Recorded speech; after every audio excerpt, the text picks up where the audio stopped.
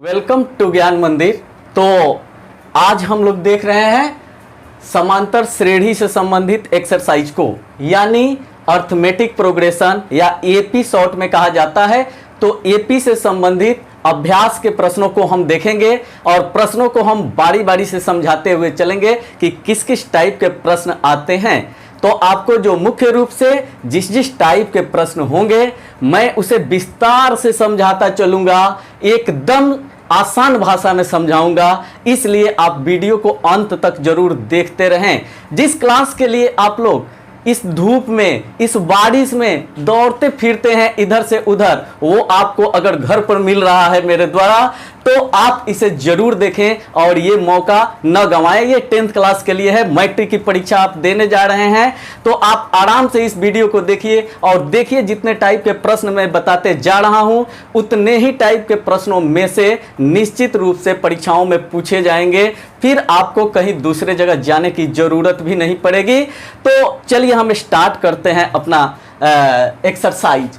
तो देखिए, समांतर श्रेणी के प्रश्नों में सबसे पहले जो प्रश्न आता है वो इसकी परिभाषा से संबंधित प्रश्न होता है, इसके डेफिनेशन से संबंधित प्रश्न होता है। और डेफिनेशन क्या था? डेफिनेशन ये था कि समांतर श्रेणी यानी एपी में डी जो होता है सार्व अंतर, जिसे डी से डिनोट करते हैं, वो हर जगह इक्वल होता है। यानी किसी भी टर्म में से, किसी भी पद में से उसके ठीक पहले वाला पद हम घटाएं तो वो बराबर आना चाहिए। अगर ऐसी स्थिति हो रही है तो हमें समझना चाहिए कि वो एपी में है। और इसी से संबंधित पहले टाइप का प्रश्न जो मिलता है आपके सामने वो इस तरह का होता है, जांच कर बताएं कि कौन कौन एपी में है, यानी कौन कौन समांतर श्रेणी में है।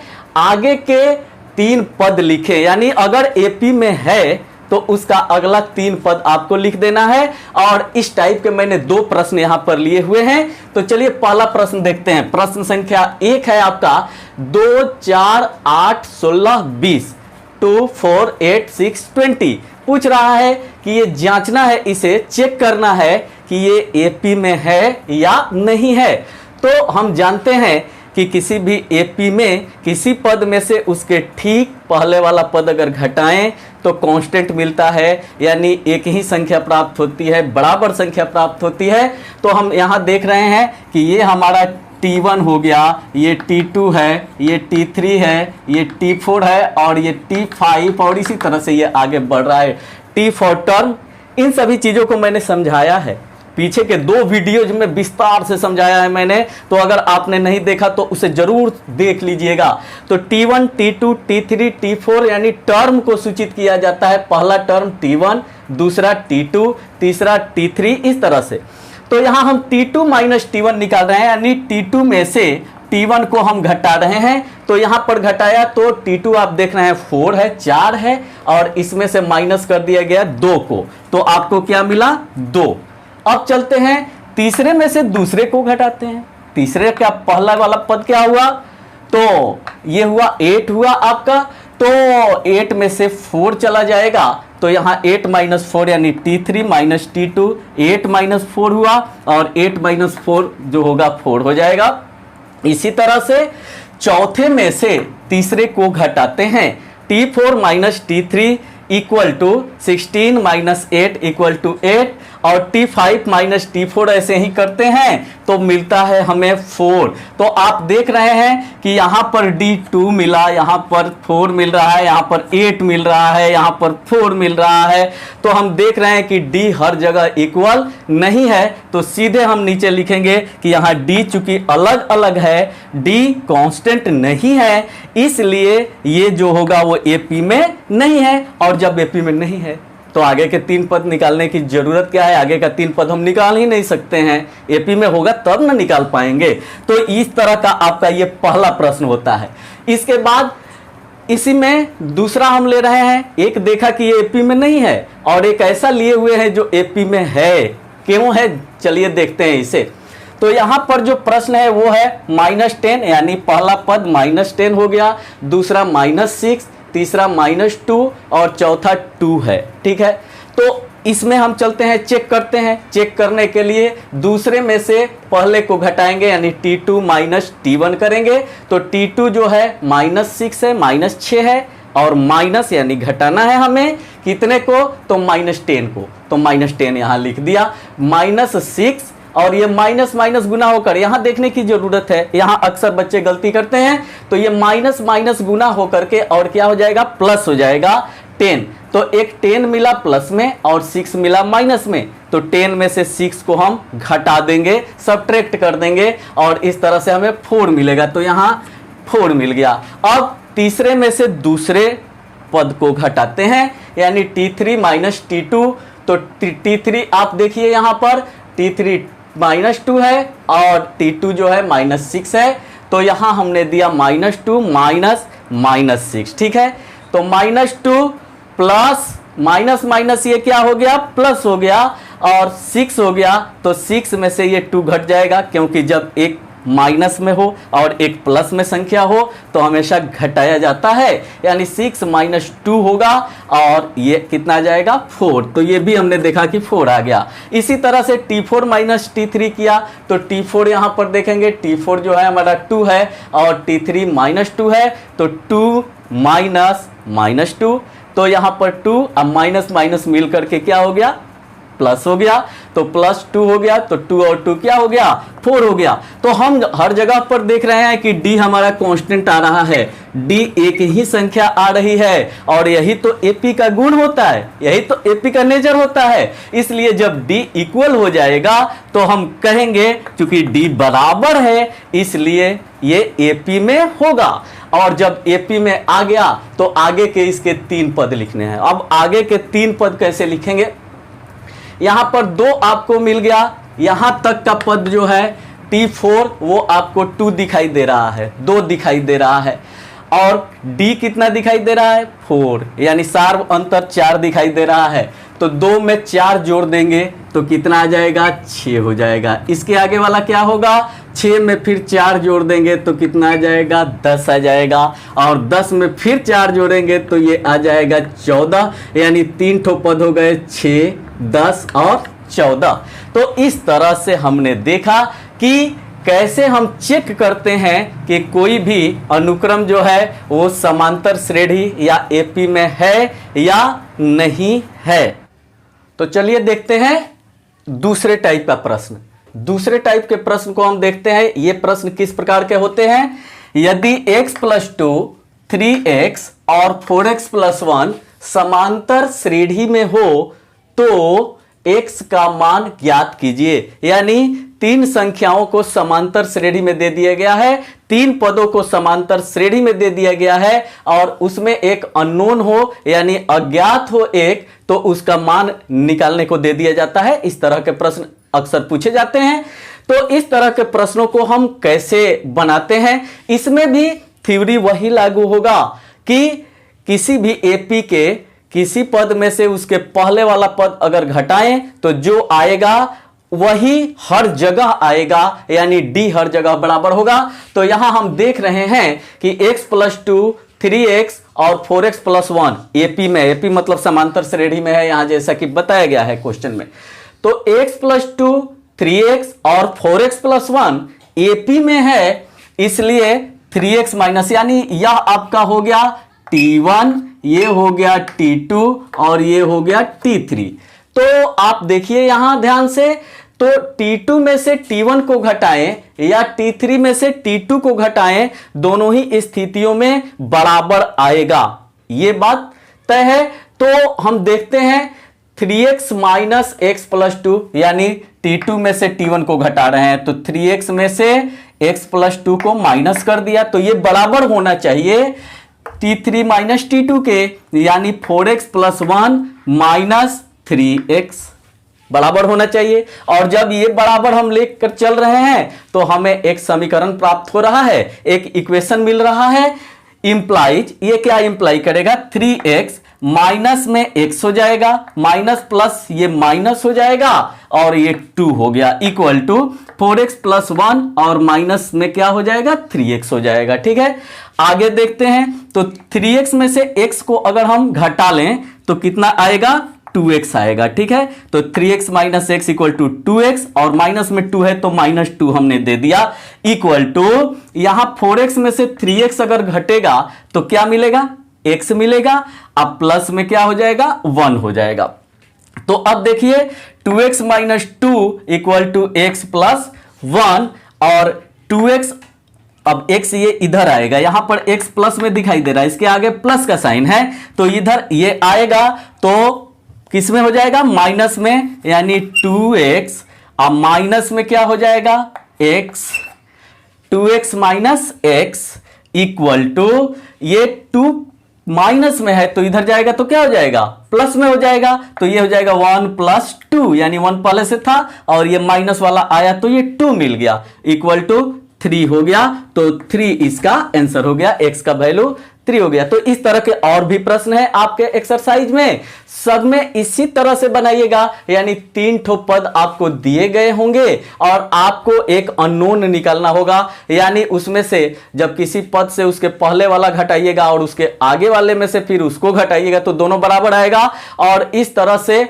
जो आपको मिलेगा उसके द्वारा एक इक्वेशन मिलेगा, एक समीकरण मिलेगा, और तब आप इसका वैल्यू निकाल पाएंगे जो अननोन होगा उसका। तो चलिए देखते हैं इसके बाद अगला प्रश्न, अगला किस टाइप का प्रश्न मिलता है को देख रहे हैं। तीसरे टाइप का प्रश्न कैसा होता है इसे हम देखेंगे। तो तीसरे प्रकार का प्रश्न हमारा ऐसा होता है, यदि a, 2b और c समांतर श्रेणी में हो, यानी AP में हो, तो सिद्ध करें कि, यानी सिद्ध करने वाला ये प्रश्न होता है, प्रूव करने वाला क्वेश्चन होता है। इससे पहले जो निकाला वो दूसरे टाइप का था, उसमें कोई टर्म आपको निकालना होता था, लेकिन इसमें आपको प्रूव करना पड़ेगा, इसमें आपको सिद्ध करना होता है। तो ये थोड़ा सा जो होता है जटिल होता है उसकी तुलना में, तो इसे ध्यान से आप देखेंगे। तो सिद्ध करें कि 4 into 4b² minus AC equal to a minus C the whole square, ये चीज आपको प्रूफ करना है। तो हमें नेचर मिला हुआ है और दिखाई दे रहा है कि ये दिया हुआ है कि AP में है, यानी a, 2b और c किस में है AP में है। तो AP का नेचर लेकर के यहां से हम कुछ निकालेंगे, कोई इक्वेशन निकालेंगे और उसमें कुछ ऐसे वैल्यूज को प्राप्त करेंगे, कुछ ऐसे मान निकालेंगे जिसका इसमें हम रख दें तो हमारा इतना आ जाएगा, यानी यहां से LHS उठाएंगे फिर, और LHS लेफ्ट हैंड साइड बायां पक्ष लेकर चलेंगे। अगर वो इतने के बराबर आ गया तो हमारा दायां पक्ष यानी RHS प्रूव हो जाएगा। तो चलिए हम चलते हैं कि कैसे इसे स्टार्ट करते हैं। तो यहां दिया हुआ है सॉल्यूशन, हम देखते हैं। यहां a, 2b और c AP में है, यहां दिया हुआ है ना। तो a, 2b और c किस में है AP में है, यानी समांतर श्रेणी में है। तो इसलिए 2b minus a equal to c minus 2b हो जाएगा नेचुरली, क्योंकि सेकेंड टर्म में से फर्स्ट टर्म घटाएंगे तो ये आएगा और थर्ड में से सेकंड घटाएंगे तो ये आएगा, और वो दोनों तो AP के लिए बराबर होते हैं, यानी D का मान जो होता है इक्वल होता है, कांस्टेंट होता है। तो इसलिए 2b minus a equal to c minus 2b हो जाएगा, यहां पे हमें दिखाई दे रहा है। अब इसे हम आगे बढ़ा रहे हैं, इंप्लाई कर रहा है ये कि 2b प्लस 2b, ये माइनस में 2b इधर दिख रहा है तो ये इधर आएगा तो प्लस 2b हो जाएगा।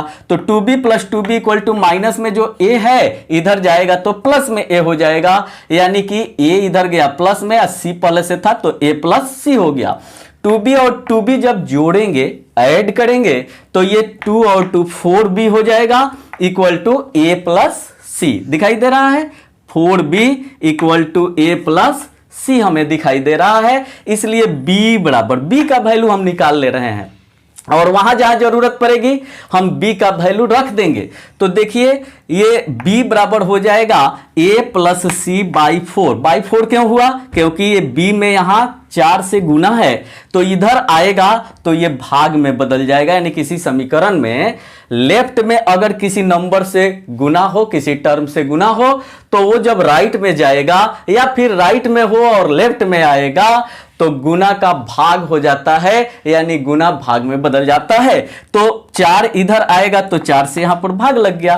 तो इसको हमने यहां ब्रैकेट में रख दिया है क्योंकि ये हमें b का वैल्यू कहीं ना कहीं आगे पुट करना है। अब हम LHS लेकर चलते हैं, देखते हैं कि क्या हमें प्रूव करना है। ये दिखाई दे रहा है ना, इसमें LHS हमारा ये है, यानी इसे हम लेकर चलेंगे और आगे बढ़ेंगे तो देखेंगे कि अपने आप a माइनस सी का दी होल स्क्वायर हमें मिल जाएगा, हमें प्राप्त हो जाएगा। तो अब LHS लेकर चलते हैं। LHS क्या है? 4 into 4b square minus AC, ये दिखाई दे रहा है, बराबर। तो क्या हो जाएगा? 4 में 4 से गुना करेंगे, 4 into 4 equal to 16b square हो जाएगा, 16b स्क्वायर। अब माइनस में माइनस हो गया, 4 में AC से गुना होगा तो 4AC हो जाएगा, ठीक है। अब देखिए ये 16b स्क्वायर माइनस 4AC। अब b का वैल्यू यहां देखिए, b जो है इस b के जगह पर हमें ये वैल्यू रखना पड़ेगा। क्यों बी वाला वैल्यू हम चेंज कर रहे हैं, ये सोचने वाली बात होती है। ये आपका क्वेश्चन हो सकता है कि सर बी के जगह पर ही हम क्यों रख रहे हैं, ए का वैल्यू भी निकाल करके वहां पर पुट कर सकते थे, सी का वैल्यू भी निकाल कर पुट कर सकते थे। तो यहां राइट साइड में आप देखिए, यहां पर प्रेजेंस ऑफ माइंड की जरूरत है कि राइट साइड में हमें लाना है जो केवल ए और सी में हो, यानी बी को गायब कर देना है। तो बी को आप ए और सी के पदों में निकाल दीजिएगा तो केवल इसमें ए सी दिखाई देगा, और जहां जहां बी होगा वहां पर बी के जगह पर ए और सी वाले टर्म को आप रख देंगे। इसलिए हमने बी का वैल्यू निकाला ताकि बी के जगह पर हम उन्हें रखकर रिप्लेस कर पाए और यहां हमारा बिना बी वाला मिले। ये बात समझ में आ गई, इसीलिए बी का वैल्यू निकाला गया। तो देखिए यहां पर तो 16 और b का वैल्यू हमारा a प्लस सी बाई 4 है, तो a plus C by 4 squared है, तो इसलिए यहां स्क्वायर दे दिया। माइनस में 4ac, तो 4ac हमने अपना दे दिया। यहां तक क्लियर है, कोई समस्या नहीं है। इसके बाद देखिए 16 into A plus C the whole square, ये टोटल का है, चूंकि नीचे ऊपर न्यूमरेटर डिनोमिनेटर दोनों का स्क्वायर है, इसलिए न्यूमरेटर का स्क्वायर करेंगे तो ए प्लस सी का दी होल स्क्वायर हो जाएगा, और 4 का स्क्वायर करेंगे तो क्या आएगा? 16 आ जाएगा, यानी 16 आ जाएगा। तो आप देखिए यहां ऊपर 16 दिखाई दे रहा है, नीचे 16 दिखाई दे रहा है, तो दोनों को हमने कैंसिल कर दिया और ये माइनस 4ac है अपना दिखाई दे रहा है। अब यहां से आगे बढ़ते हैं, देखिए यहां से आगे क्या होता है, हमें तो लाना है a minus C the whole square. तो कैसे लाएंगे, कैसे सोचेंगे, चलिए इसमें आगे बढ़ते हैं हम थोड़ा सा। यहां पर आया हमारा क्या चीज कि a plus C the whole square minus 4ac, यही ना बचा है यहां पर। 16 कट गया, 16 कट गया, तो a plus C the whole square minus 4ac हमें दिखाई दे रहा है, इक्वल टू। अब इसे हम सॉल्व करेंगे, सिंप्लीफाई करेंगे। तो हम जानते थे कि a plus B the whole square बराबर a square plus 2ab plus B square, तो वही a plus C the whole square अगर होगा तो क्या होगा? a square plus 2ac plus C square, इसका वैल्यू हमने रख दिया। अब माइनस में 4ac इक्वल टू, अब देखिए ध्यान से, a स्क्वायर का a स्क्वायर रह गया, यहां देखिए 2ac है, यहां देखिए 4ac है, एक माइनस में है एक प्लस में है। तो जब दो टर्म एक प्लस में हो एक माइनस में तो हमेशा सब्ट्रैक्ट किया जाता है। तो 4ac में से 2ac घटाएंगे तो कितना ac बचेगा? 2ac बचेगा, और वो किस में होगा? तो माइनस में होगा, क्योंकि यहां 4ac बड़ा है, 4 का न्यूमेरिकल वैल्यू जो है अधिक है, आंकिक मान अधिक है, इसलिए इसके पहले जो साइन होगा वही साइन यहां पे लग जाएगा माइनस, और 4 में से 2 चला गया तो 2ac या 2ac आपका हो गया। अब प्लस में ये इससे आप दे दीजिए c स्क्वायर, ठीक है। अब जरा देखिए तो a square minus 2ac plus C square किसके फॉर्मूला पर दिखाई दे रहा है? याद कीजिए, a minus B the whole square का फॉर्मूला क्या होता है? a square minus 2ab plus B square. उसी तरह से a square minus 2ac plus C square को हम क्या लिख सकते हैं? a माइनस सी का दी होल स्क्वायर, और यही तो आपको प्रूव करना था। यहां देखिए, तो ये आपका प्रूव हो गया, प्रूव। तो ये आपने देखा, आज हमने 3 प्रकार के प्रश्नों को हल किया इस वीडियो में। तो आशा है कि ये वीडियो आपको काफी अच्छा लगा होगा, पसंद आया होगा। अगर आपको अच्छा लगे तो इसमें आप कमेंट जरूर कीजिए, जहां पर कमी लगे आपको निश्चित रूप से आप कमेंट कीजिए। और जो क्वेश्चंस आपको लग रहा हो कि ये क्वेश्चन हमें नहीं बनेगा तो कमेंट में आप लिखिए। जितने प्रॉब्लम्स होंगे सभी लोगों के, उन प्रॉब्लम को लेकर और एक वीडियो हम अलग से बना देंगे जिसमें आपको समस्या होगी। अभी ये और चलेगा, एक्सरसाइज का प्रॉब्लम अभी चलता रहेगा, वीडियो अभी बनता रहेगा, यानी जब तक पूरा एपी का एक्सरसाइज खत्म नहीं हो जाता तब तक आपके सामने एपी से संबंधित वीडियोज जाते रहेंगे। तो यहां देखिए आप ध्यान से, 3 टाइप हमने देखा। इसके बाद वाले वीडियो में आप देखेंगे अगले टाइप्स के बारे में, अगले रूप के बारे में कि किस किस प्रकार के और प्रश्न आपसे पूछे जा सकते हैं एपी से यानी समांतर श्रेणी से। तो मिलते हैं फिर अगले वीडियो में, तब तक पढ़ते रहिए।